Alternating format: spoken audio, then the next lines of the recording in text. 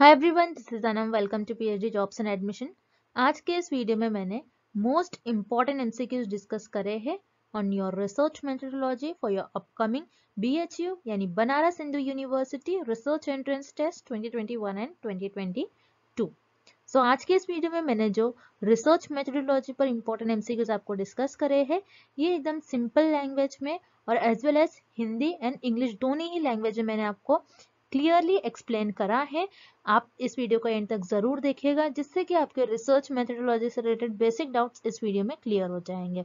उसी के साथ साथ मैं आपको बताना चाहती हूँ कि आपके प्रिपरेशंस को बूस्ट करने के लिए हमने रिसर्च मेथोडोलॉजी का कंप्लीट कोर्स लॉन्च करा है in both language, Hindi as well as in English. So हमने जो रिसर्च मेथोडोलॉजी का कंटेंट बनाया है, ये हमने हमारे एक्सपीरियंस के बेसिस पर आपका सारा रिसर्च मेथोडोलॉजी का कंटेंट बनाया है, और आपके पीएचडी एंट्रेंस एग्जामिनेशन में जिस टाइप के क्वेश्चंस पूछे जाते हैं, वो सारे क्वेश्चंस हमने हमारे रिसर्च मेथोडोलॉजी के इस कंटेंट में कवर करा है। और हम आपको गारंटी देते हैं कि हमारे इसी रिसर्च मेथोडोलॉजी के मटेरियल से आपको एग्जाम में क्वेश्चंस पूछे जाएंगे। सो हमारे इस कोर्स को परचेस करने के लिए आपको इस नंबर पर हमें व्हाट्सएप के थ्रू मैसेज करना है। याद रखिए, आपको व्हाट्सएप के थ्रू ही आपको हमें कॉन्टैक्ट करना है, और कॉन्टैक्ट करने के विद इन 15 to 20 मिनट्स में आपको सारा स्टडी मटेरियल प्रोवाइड करेंगे। So if you like my video, please don't forget to subscribe my channel. हमारे इस रिसर्च मेथोडोलॉजी के कोर्स में हम आपको full syllabus video lectures, notes, 10 full syllabus mock test, 1000 plus practice MCQs PDF provide करेंगे in both language, Hindi as well as in English.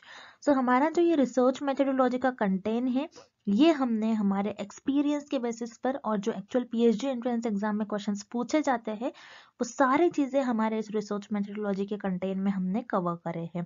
तो आपको हमारा, अगर आप कोर्स परचेस करोगे, अगर आप हमारा कोर्स फॉलो करोगे, तो आपको कुछ इस तरीके से हमारे रिसर्च मेथोडोलॉजी के कंटेंट में आपको प्रिपरेशन करना है कि आपको हमारे जो नोट्स है और जो मॉक टेस्ट इसको एक वीक में कवर कर लेना है।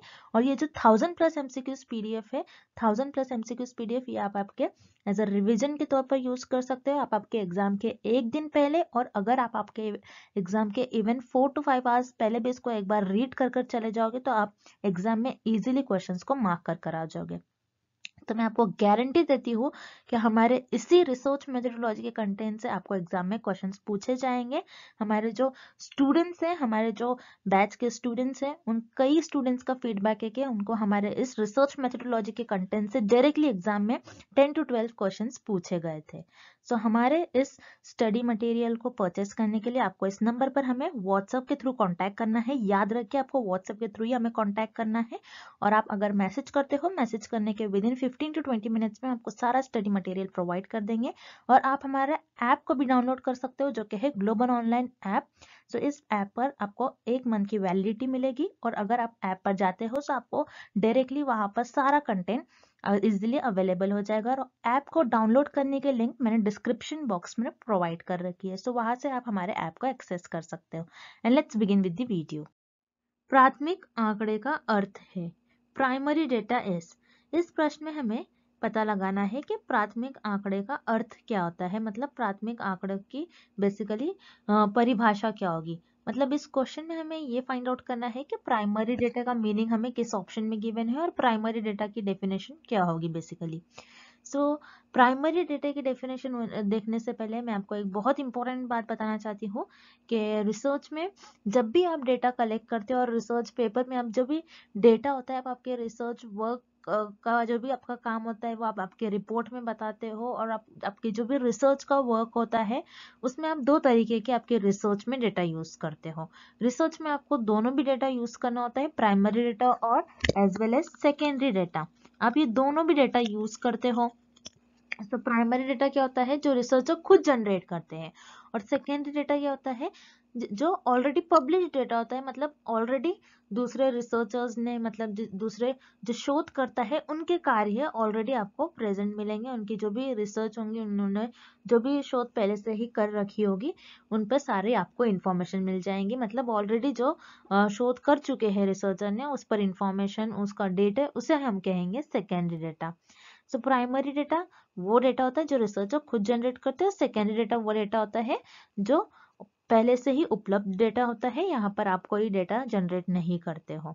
सो जब आप रिसर्च पेपर लिखते हो तो रिसर्च पेपर में, और जब भी आप रिसर्च का कोई टॉपिक चूज करते हो, जब भी उस पर आप काम करते हो, आपका रिसर्च का जो भी कार्य होता है, आपका शोध का जो भी कार्य होता है, आप उसमें secondary data as well as primary data का भी यूज करते हो। सेकेंडरी डेटा आप बताते हो कि पहले किस तरीके से रिसर्च की गई, इस टॉपिक पर रिसर्च की गई, किस तरीके से उन्होंने पहले रिसर्च करा है, एंड देन उसके बाद आप प्राइमरी डेटा का आप उसके बेसिस पर आप न्यू डेटा जनरेट करते हो, जिससे जो हो जाता है आपका प्राइमरी डेटा।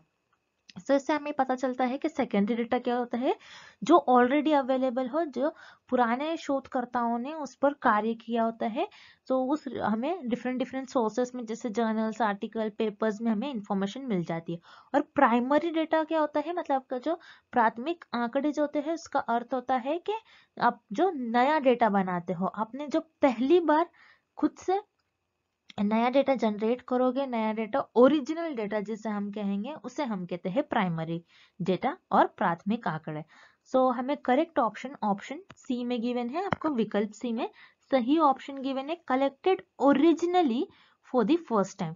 आपने पहली बार एक ओरिजिनल डेटा आपने कलेक्ट करा है, उसे हम कहते हैं प्राइमरी डेटा। मतलब वो ओरिजिनल हो, उसमें कोई पुराना डेटा इन्वॉल्व नहीं होगा, उसमें पूरा आपने जो न्यू इंफॉर्मेशन फाइंड आउट करी है, न्यू डेटा कलेक्ट करा है, ओरिजिनल, सो उसे हम कहते हैं primary data. So primary data वो डेटा होता है जो ओरिजिनल हो और जिसे फर्स्ट टाइम कलेक्ट करा गया हो। सो मतलब पहली बार मूल रूप से एकत्र किए गए आंकड़े को हम कहते हैं प्राथमिक डेटा, मतलब का प्राइमरी डेटा। सो हमें ऑप्शन सी में प्राइमरी डेटा का सही अर्थ गिवन है और प्राइमरी डेटा की करेक्ट मीनिंग गिवन है। उसी तरीके से रिमेनिंग ऑप्शंस भी हम देख लेते हैं। Option A, collected originally from the published report. Publish report है, मतलब पब्लिश डेटा है, तो ये आपकी सेकेंडरी डेटा के अंडर आ जाएगा। यहाँ पर पब्लिश्ड रिपोर्ट है, मतलब ऐसी रिपोर्ट जो पब्लिश करी गई है। सो पब्लिश करी गई है तो इसमें ऑलरेडी इंफॉर्मेशन होगी जो पुराने रिसर्चर्स ने रिसर्च की होंगी। सो यहाँ पर आपका ऑप्शन ए इनकरेक्ट हो जाएगा। This is the meaning of secondary data. उसी तरीके से option B, collected originally from the unpublished report. ऐसी रिपोर्ट जो अभी तक पब्लिश नहीं करी गई है, सो उससे आप डेटा कलेक्ट कर रहे हो। सो अब जो रिपोर्ट अनपब्लिश्ड है, अभी तक पब्लिश नहीं करी गई है, सो उससे भी आप प्राइमरी डेटा नहीं कहोगे, क्योंकि बहुत सारे रिसर्चर डिफरेंट डिफरेंट टॉपिक्स पर रिसर्च कर रहे हैं, अभी तक जो पब्लिश नहीं हुआ होगा लेकिन अनपब्लिश्ड है, अपने खुद से ओरिजिनल फर्स्ट टाइम जो आप डेटा करते हो, उससे हम कहेंगे प्राइमरी डेटा। अनपब्लिश्ड रिपोर्ट को भी हम प्राइमरी डेटा नहीं मानेंगे, प्राथमिक आंकड़े नहीं मानेंगे। उसी तरीके से option D, collected originally from the second time. अगर आप सेकेंड टाइम दूसरी बार मूल रूप से आपके जो आंकड़े उसको एकत्र कर रहे हो, उसको कलेक्ट कर रहे हो, तो ये आपका सेकेंडरी डेटा होगा, प्राइमरी डेटा नहीं है, आपका प्राथमिक आंकड़े नहीं होगा, ये आपका सेकेंडरी डेटा होगा। तो आपके जो प्राथमिक आंकड़े का सही अर्थ गिवन है आपको, ये विकल्प सी में गिवन है। सो इस प्रश्न का आपका सही उत्तर हो जाएगा विकल्प सी, पहली बार मूल रूप से एकत्र किया गया आंकड़े। अगला प्रश्न, यदि प्रतिदर्श जनसंख्या की विशेषताओं का प्रतिनिधित्व नहीं करता है, इसको कहा जाएगा। If the sample does not represent the population characteristics, it is called. सो इस प्रश्न में हमें एक परिभाषा दी गई है, मतलब इस क्वेश्चन में हमें एक डेफिनेशन दी गई है और हमें पता लगाना है कि ये परिभाषा किस विकल्प की परिभाषा होगी, मतलब ये किस ऑप्शन की डेफिनेशन होगी, हमें ये पता लगाना है। सो इस डेफिनेशन में हमें बता रहा है आपका जो सैंपल है, आपकी जो प्रतिदर्श है, क्या दर्शा रहा है, क्या रिप्रेजेंट कर रहा है कि आपकी जो पॉपुलेशन है, आपका जो सैंपल है, सैंपल मतलब आपके जो प्रतिदर्श है, ये आपके पॉपुलेशन को, मतलब की जनसंख्या को रिप्रेजेंट नहीं कर रहा है, जनसंख्या की जो कैरेक्टरिस्टिक्स है उसको रिप्रेजेंट नहीं कर रहा है। तो इसे हम क्या कहेंगे, मतलब मान लीजिए आप क्या करते हो, एक पॉपुलेशन है, इस पॉपुलेशन में से आप कुछ लोगों को चुन लेते हो और जो कि आपका सैंपल बन जाती है, मतलब जो कि आपका नमूना बन जाती है।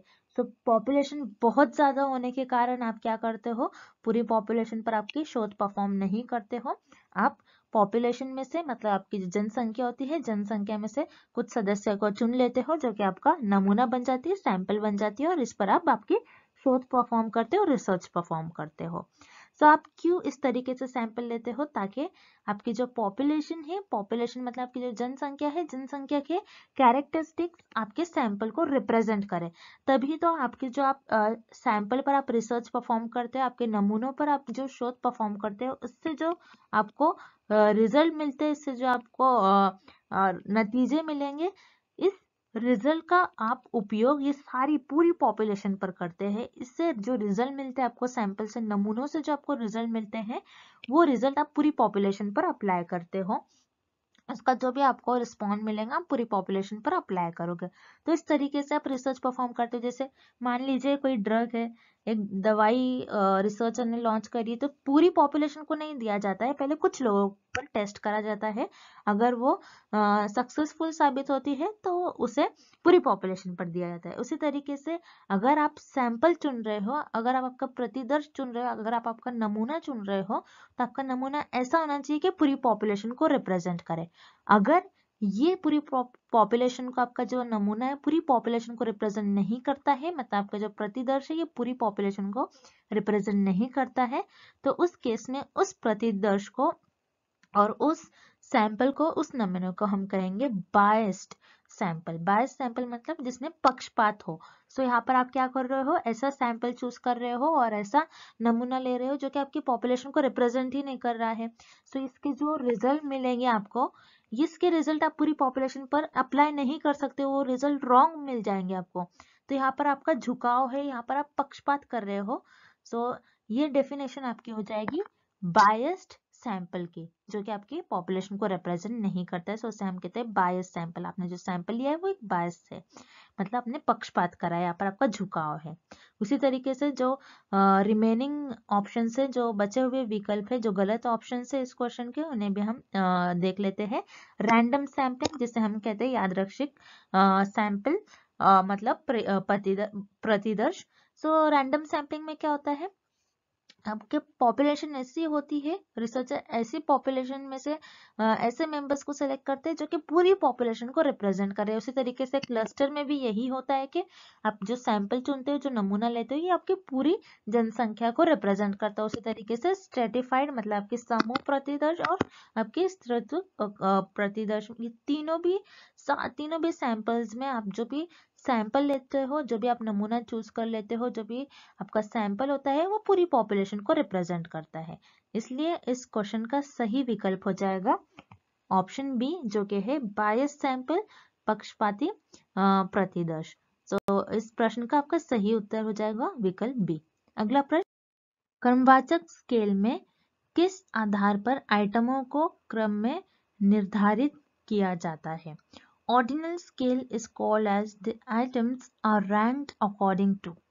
इस क्वेश्चन में हमें ये फाइंड आउट करना है और इस प्रश्न में हमें ये पता लगाना है कि आपकी जो ऑर्डिनल स्केल होती है, जो आपकी क्रमवाचक स्केल होती है, इसे किस आधार पर आइटमों के क्रम में निर्धारित किया जाता है। मतलब इसे हम कहते हैं कि आइटम को ये रैंक देता है, किस बेसिस पर ये आइटम्स को रैंक देता है। मतलब जो भी आपके ऑब्जेक्ट्स है, जो भी आपका डेटा है, आप उन्हें रैंक देते हो, तो किस बेसिस पर रैंक देते हो? क्या आप उसके कैरेक्टरिस्टिक्स के बेसिस पर रैंक देते हो? आपके पास जो भी ऑब्जेक्ट्स है, आपके पास जो भी डेटा है, आप उस डेटा के कैरेक्टरिस्टिक्स के बेसिस पर उसे रैंक देते हो, या फिर साइज के, या फिर उसके स्केल के आधार पर, या फिर उसकी पॉपुलेशन के साइज, मतलब कि उनके जनसंख्या के आकार के आधार पर उसे रैंक देते हो। इन सारे ऑप्शंस में से कौन सा ऑप्शन, इन सारे विकल्प में से कौन सा विकल्प सही होगा, हमें ये पता लगाना है। सो याद रखिए, चूंकि ये स्केल ऑफ मेजरमेंट से रिलेटेड क्वेश्चन है, तो आपको चारों भी स्केल ऑफ मेजरमेंट्स याद होने चाहिए, जिसे हम इस शॉर्ट फॉर्म से याद रखेंगे, noir, N for nominal, O for ordinal, I for interval and R for ratio। सो मैं आपको बताना चाहती हूँ, ये बहुत वास्ट टॉपिक है, थोड़ा समझने में मुश्किल आती है, लेकिन मैंने अपने नोट्स में इसको बहुत अच्छी तरीके से समझाया हुआ है। आप एक बार नोट्स मेरे फॉलो करिए, जो भी हमारे बैच के स्टूडेंट्स हैं उन्हें मैं कहूँगी कि आप अच्छी तरीके से इस टॉपिक को पढ़ लीजिए। नोट्स में मैंने बहुत अच्छी तरीके से बताया, जिससे कि आपके लेवल ऑफ मेजरमेंट से रिलेटेड सारे डाउट्स नोट्स को एक बार रीड करने से क्लियर हो जाएंगे, और मेरा वीडियो लेक्चर भी देख लेना एक बार। सो जैसे कि मैंने बताया आपको, लेवल ऑफ मेजरमेंट इस टॉपिक से एग्जाम में 1 और 2 क्वेश्चन आपको देखने ही मिलेगा। सो आपको याद रखना है, इसको अच्छे तरीके से इस टॉपिक को पढ़कर चले जाना एग्जाम से पहले। अब इस क्वेश्चन की तरफ हम बढ़ते हैं। जैसे कि इस क्वेश्चन के लिए मैंने आपको कहा, लेवल ऑफ मेजरमेंट्स, आपको सारे 4 लेवल ऑफ मेजरमेंट्स याद रखने हैं, जिसे हम इस शॉर्ट फॉर्म से याद रखेंगे, noir, N for nominal, O for ordinal, I for interval and R for ratio. तो नॉमिनल स्केल क्या होती है, जिसमें आपके पास जो भी ऑब्जेक्ट होता है, जो भी आपके पास आइटम्स होंगे, जो भी आपके पास डेटा होगा, आप उनके कैरेक्टरिस्टिक्स के बेसिस पर इसको कैटेगराइज करते हैं। उसी तरीके से ऑर्डिनल में भी सेम आप करते हो, आपके पास जो भी डेटा आइटम ऑब्जेक्ट होगा आप उनके कैरेक्टरिस्टिक्स के बेसिस पर उसको डिवाइड करोगे, और उनके कैरेक्टरिस्टिक्स के बेसिस पर आप क्या करते हो, जो भी डेटा होता है उनको एक रैंक देते हो और उनको एक ऑर्डर देते हो। उसी तरीके से इंटरवल में आप ऑर्डिनल के सारे कैरेक्टरिस्टिक्स फॉलो करेंगे, लेकिन इंटरवल पर आपके डेटा को आप अरेंज करते हो, और इंटरवल में आपका जो जीरो होता है ये आर्बिट्री होता है। उसी तरीके से रेशो में इंटरवल के सारे कैरेक्टरिस्टिक्स प्रेजेंट होंगे, लेकिन रेशो में आपके जो जीरो है, आपके शून्य का कुछ ना कुछ मीनिंग होगा, आपके जो जीरो होता है जीरो की कुछ ना कुछ वैल्यू होती है, मीनिंग भी होता है। सो ये हो गया आपके चारों स्केल ऑफ मेजरमेंट्स। सो इस प्रश्न में हमें ऑर्डिनल स्केल से रिलेटेड क्वेश्चन दिया गया है, मतलब क्रमवाचक स्केल से रिलेटेड हमें कुछ क्वेश्चन दिया गया है। सो इस क्वेश्चन में हमें ये बताना है कि आपकी जो ऑर्डिनल स्केल है, इससे हम कहते हैं कि हम इसमें आपके जो एटम्स होंगे, आपके जो ऑब्जेक्ट होंगे, डेटा होंगे, उनको रैंक देते हैं। सो हम रैंक किस बेसिस पर रैंक देते हैं? सो याद रखिएगा, हम रैंक चीजों को उनके कैरेक्टरिस्टिक्स के बेसिस पर रैंक देते हैं। याद रखिएगा, दिस इज वेरी इंपॉर्टेंट।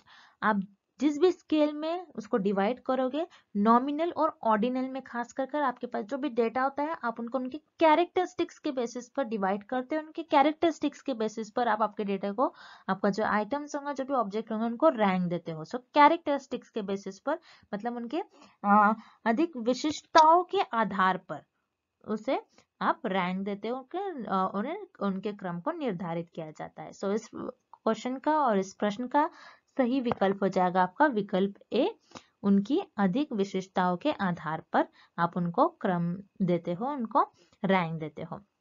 उसी तरीके से हम रिमेनिंग ऑप्शन भी देख लेते हैं। देयर साइज मतलब उनके प्रतिदर्श के आकार के आधार पर नहीं, आप उनके साइज के आधार पर किसी को रैंक नहीं दोगे। तो यहाँ पर आपका विकल्प भी इनकरेक्ट हो जाएगा। उसी तरीके से ऑप्शन सी, देयर साइज मतलब उनके आधार के बेसिस पर, उनके आकार के बेसिस पर नहीं, आप उनके आकार के बेसिस पर भी आप ऑर्डिनल स्केल में चीजों को, आइटम्स को रैंक नहीं करते हो। और यहाँ पर आपका ऑप्शन डी भी गलत हो जाएगा। आप पॉपुलेशन का साइज, यहाँ पर आपकी पॉपुलेशन का कोई लिंक ही नहीं आता है। स्केल और पॉपुलेशन बहुत डिफरेंट है ये टॉपिक, मतलब उनके जनसंख्या के आधार पर आप नहीं ऑर्डिनल स्केल में चीजों को रैंक करते हो। बस आप कैरेक्टरिस्टिक्स के बेसिस पर ऑर्डिनल स्केल में चीजों को, ऑब्जेक्ट को, डेटा को रैंक करते हो। सो इस प्रश्न का आपका सही विकल्प हो जाएगा विकल्प ए। अगला प्रश्न, माध्य का एंड बहुलक क्या है?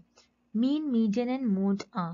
इस प्रश्न में हमें पता लगाना है माध्य मतलब मीन, माध्य का मतलब मीडियन, एंड मोड यानी बहुलक, ये क्या है? ये तीनों भी क्या है? ये मेजर्स ऑफ डेविएशन है, सैम्पलिंग के तरीके मतलब नमूने लेने के तरीके है, या मेजर्स ऑफ सेंट्रल टेंडेंसी मतलब केंद्र प्रवृत्ता के मापन है। तो याद रखिए, आपके मीन, मीडियन एंड मोड मतलब माध्य, माध्यिका एंड बहुलक, ये तीनों भी आपके केंद्र प्रवृत्ता के मापन है, मतलब मेजर्स ऑफ सेंट्रल टेंडेंसी है। सो मेजर्स ऑफ सेंट्रल टेंडेंसी होता क्या है? मेजर्स ऑफ सेंट्रल टेंडेंसी बताता है कि आपका डेटा किस तरीके से डिस्ट्रीब्यूटेड है स्टैटिस्टिकली। मतलब जैसे मान लीजिए आपने सैंपल ले लिया, आपने एक पॉपुलेशन लिया, पॉपुलेशन में से कुछ लोगों को चुन लिया जो कि आपका सैंपल, जो कि आपके नमूने बन जाते हैं, और उनसे जो आपको जो भी इंफॉर्मेशन मिल रही है, तो आपने उसको कुछ इस ऐसे ग्राफिकल फॉर्म में उसको कन्वर्ट कर दिया, आपकी इंफॉर्मेशन को ग्राफ में कन्वर्ट कर दिया। अब यहाँ पर आप एनालिसिस करोगे, आपका डेटा कैसा स्प्रेड है, किस तरीके से आपका डेटा स्प्रेड है, कितने लोग ज्यादा है, कितना मीन आ रहा है, मतलब एवरेज लोग, कितने लोग एवरेज में आ रहे हैं। तो ये सारी चीजें हम इस डिस्ट्रीब्यूशन के थ्रू, मतलब इस सेंट्रल टेंडेंसी के थ्रू पता लगाते हैं। सो बेसिकली सेंट्रल टेंडेंसी बताता है कि आपका डेटा कैसे डिस्ट्रीब्यूटेड है, कितना आपका डेटा फैला हुआ है, कहाँ पर आपके ज्यादा एरर्स आ रहे हैं, कहाँ पर आपके गलतियां आ रहे हैं। तो ये सारा आपका मेजर्स ऑफ सेंट्रल टेंडेंसी बताता है। Basically measures of central tendency मतलब कि केंद्र प्रवृत्ता के मापन, ये बताता है कि आपका डेटा किस तरीके से स्प्रेड आउट है, कितना फैला हुआ है। तो अब मेजर्स ऑफ सेंट्रल टेंडेंसी जो कि होता है मीन, मीन बताता है आपके डेटा की एवरेज वैल्यू। अब जैसे आप स्टडी कर रहे हो कि एक पर्टिकुलर जो सिटी है, इस सिटी में लोगों की एवरेज इनकम कितनी है। सो जैसे आपने देखा कि ज्यादातर लोगों की, इस डेटा में ज्यादातर लोगों की एवरेज वैल्यू आपके आ रही है, मीन आ रहा है कि ज्यादातर लोगों की जो इनकम है 90,000 से 1 लाख के बीच में है। आपके ऐसी मीन आ रहा है कि ज्यादातर लोगों की इस सिटी में इनकम जो है 90,000 से 1 लाख है। सो मीन बताता है एवरेज वैल्यू। एवरेज आप पूरे सिटी में हर एक लोगों का नहीं बता सकते कि किसकी कितनी इनकम है। सो यहाँ पर आप क्या करोगे, एवरेज वैल्यू बताओगे, आप मीन बताओगे कि ज्यादातर लोगों की इनकम 90,000 से 1 लाख के बीच में लाई करती है। उसी तरीके से मीडियन, मीडियन क्या बताती है कि आपके डेटा की जो सेंट्रल वैल्यू है, आपके डेटा की सेंट्रल वैल्यू यानी middle value. So middle value आपके डेटा की मतलब जो सेंटर में लाई करती है, जो मिडल वैल्यू होंगी उसे हम कहते हैं मीडियन। एंड मोड, मोड क्या होता है, आपके डेटे में ऐसी वैल्यू जो सबसे ज्यादा बार रिपीट हो रही है उसे हम कहते हैं मोड। अब जैसे जैसे मान लीजिए आपके इस डेटे में सबसे ज्यादा बार जो इनकम रिपीट हो रही है, जो इनकम रिपीट हो रही है, मान लीजिए वो 95,000 है। ओके, ज्यादातर लोगों की इनकम 95,000 है। सो आप क्या कहोगे, इस केस में आपकी जो मोड की वैल्यू आ जाएगी वो आ जाएगी 95,000, क्योंकि ज्यादातर लोगों की जो इनकम है वो 95,000 है। मतलब ऐसा डेटा, ऐसा नंबर, आपका जो डेटा है उसमें ऐसा नंबर जो ऐसी फ्रीक्वेंसी जो सबसे ज्यादा बार रिपीट हो रही है, जो मैक्सिमम टाइम रिपीट हो रही है, उसे हम कहते हैं मोड। सो ये तीनों भी आपके मेजर्स ऑफ सेंट्रल टेंडेंसी है, जो बताता है आपका डेटा किस तरीके से स्प्रेड आउट है। सो यहाँ पर इस प्रश्न का आपका सही विकल्प हो जाएगा विकल्प सी, मेजर्स ऑफ सेंट्रल टेंडेंसी। याद रखिएगा, माध्य, माध्यिका और बहुलक ये तीनों भी आपके केंद्र प्रवृत्ता के मापन है, मतलब मेजर्स ऑफ सेंट्रल टेंडेंसी है। सो इस प्रश्न का सही विकल्प हो जाएगा आपका option C, measures of central tendency, केंद्र प्रवृत्ता के मापन। अगला प्रश्न, यदि सहसंबंध के गुणांक r का मान -1 है तो ये दर्शाता है। If the value of coefficient of correlation r is -1 it denotes. इस प्रश्न में हमें ये पता लगाना है कि यदि आपके जो सहसंबंध के गुणांक है, मतलब r की वैल्यू अगर -1 है तो ये क्या दर्शाता है। मतलब आपके जो कोएफिशिएंट है, कोरिलेशनल कोएफिशिएंट है, उसकी वैल्यू -1 है। सो ये क्या डिनोट करता है। तो याद रखिएगा, इस प्रश्न को सॉल्व करने के लिए आपको पता होना चाहिए कि आपकी को रिलेशनल रिसर्च जो होती है, मतलब आपकी जो सहसंबंध शोध होती है, उसमें एक आपका कोएफिशिएंट होता है जिसे हम कहते हैं कार्ल पियर्सन्स कोएफिशिएंट। ये बहुत इंपॉर्टेंट है, एग्जाम में इस टॉपिक से कंपलसरी आपको 1 और 2 क्वेश्चन देखने ही मिलेंगे। सो याद रखिएगा, आपकी जो कोरिलेशनल रिसर्च है, मतलब आपकी जो सहसंबंध शोध है, उसमें एक आपका कोएफिशिएंट होता है, एक आपका गुणांक होता है, एक आपका कोएफिशिएंट होता है, जिसे हम कहते हैं कार्ल पियर्सन्स कोएफिशिएंट। सो कार्ल पियर्सन्स कोएफिशिएंट जिसे हम r से डिनोट करते हैं, इस सिंबल से डिनोट करा जाता है। सो अगर आपके कार्ल पियर्सन्स कोएफिशिएंट की जो वैल्यू है ये लाई करती है -1 से +1 के बीच में, अगर आपके जो कार्ल पियर्सन्स कोएफिशिएंट है इसकी वैल्यू -1 है, मतलब आपके जो वेरिएबल्स है, कोरिलेशनल रिसर्च में जो वेरिएबल्स होते हैं, आपके जो चर है, चरों के बीच में स्ट्रॉन्ग नेगेटिव कोरिलेशन होगा। किस तरीके से, स्ट्रॉन्ग नेगेटिव कोरिलेशन होगा। आपके जो कोएफिशिएंट है, कोरिलेशन रिसर्च में जो कोएफिशिएंट है जिसे हम कहते हैं कार्ल पियर्सन्स कोएफिशिएंट, उसकी वैल्यू अगर -1 है तो आपके जो चर है, चरों के बीच में कैसा सहसंबंध होगा, शक्तिशाली नकारात्मक, सो स्ट्रॉन्ग नेगेटिव। अगर आपके जो कार्ल पियर्सन्स कोएफिशिएंट है, कोरिलेशनल रिसर्च में जो आपके जो चर है, चरों के बीच में किस तरीके से आप उनका रिलेशन होगा, किस तरीके से उसका सहसंबंध होगा, अगर +1 वैल्यू हो जाएगी तो स्ट्रॉन्ग पॉजिटिव, स्ट्रॉन्ग पॉजिटिव। आपको याद रखना है किस तरीके से चरों के बीच में सहसंबंध होगा, स्ट्रॉन्ग पॉजिटिव, मतलब शक्तिशाली सकारात्मक। ओके, अगर आपके कार्ल पियर्सन्स कोएफिशिएंट की वैल्यू -1 होती है तो आपका जो वेरिएबल्स होते हैं कोरिलेशनल रिसर्च में, उनके बीच में स्ट्रॉन्ग नेगेटिव कोरिलेशन होता है, मतलब आपके जो चर होते हैं, चरों के बीच में शक्तिशाली नकारात्मक सहसंबंध होते हैं। अगर आपकी कार्ल पियर्सन्स कोएफिशिएंट की वैल्यू +1 है सो उस केस में आपके जो चर है, चरों के बीच में शक्तिशाली सकारात्मक सहसंबंध होंगे। मतलब आपके जो कार्ल पियर्सन्स कोएफिशिएंट है उसकी वैल्यू +1 होती है, तो वेरिएबल्स के बीच में स्ट्रॉन्ग पॉजिटिव कोरिलेशन होगा। अगर आपके कार्ल पियर्सन्स कोएफिशिएंट की वैल्यू 0 है, मतलब चरों के बीच में कोई भी सहसंबंध नहीं होता है, मतलब वेरिएबल्स के बीच में कोई भी रिलेशन नहीं होता है। सो आपको ये याद रखना है। जैसे कि इस प्रश्न में हमें पूछ रहा है कि आपके जो कोएफिशिएंट है कोरिलेशनल रिसर्च में, जिसे हम कार्ल पियर्सन्स कोएफिशिएंट कहते हैं, उसकी वैल्यू -1 है। सो -1 है, मतलब यहाँ पर स्ट्रॉन्ग नेगेटिव कोरिलेशन है। सो स्ट्रॉन्ग नेगेटिव कोरिलेशन होगा वेरिएबल्स के बीच में। सो इस प्रश्न का आपका सही उत्तर हो जाएगा विकल्प बी, चरों के बीच में शक्तिशाली नकारात्मक सहसंबंध होगा। सो इस प्रश्न का आपका सही उत्तर हो जाएगा आपका विकल्प बी, strong negative correlation between the variable, चरों के बीच में शक्तिशाली नकारात्मक सहसंबंध होगा। And thank you for watching this video. Good luck with your preparation and see you tomorrow with another video.